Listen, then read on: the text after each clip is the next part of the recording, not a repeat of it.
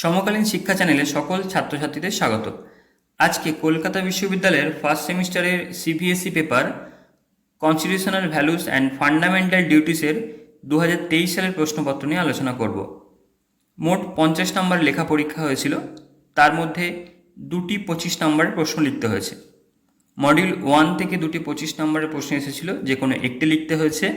একইভাবে মডিউল 2তে দুটি 25 নম্বরের প্রশ্ন এসেছিল, যে কোনো একটি লিখতে হয়েছে। আমার আগের ভিডিওতে এই পেপারটির ওপর দেওয়া গুরুত্বপূর্ণ প্রশ্ন বা সাজেশন থেকে প্রায় সবকটি প্রশ্ন এসেছে। এবার আমরা দেখে নেব কী কী প্রশ্ন এসেছে। মডিউল 1-এ 1-এর ক দাগে ভারতের সংবিধান কিছু মূল নীতির ভিত্তিতে গঠিত, বিবৃতিটি ব্যাখ্যা করো। প্রশ্নটা একটু ঘুরিয়ে দিয়েছে, ভারতের সংবিধানের প্রধান প্রধান বৈশিষ্ট্য আলোচনা করো। আর এই প্রশ্নটি একই। ক্ষয়ের দাগে ভারতের সংবিধানে উল্লেখিত ধর্মনিরপেক্ষতা ও গণতন্ত্রের ধারণা সম্পর্কে একটি নিবন্ধ লেখো। মডিউল 2 থেকে এসেছে, ভারতের সংবিধানে মৌলিক দায়িত্ব উদ্ভবের প্রেক্ষাপট আলোচনা করো।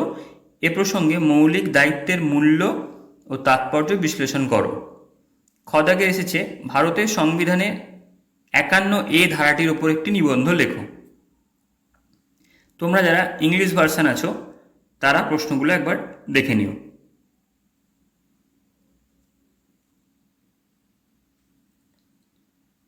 কলকাতা বিশ্ববিদ্যালয়ের ইতিহাস ও রাষ্ট্রবিজ্ঞান অনার্সের ও জেনারেলের সাজেশান, প্রশ্নপত্র ও নোটস পেতে চ্যানেলটি লাইক ও সাবস্ক্রাইব করে দিও।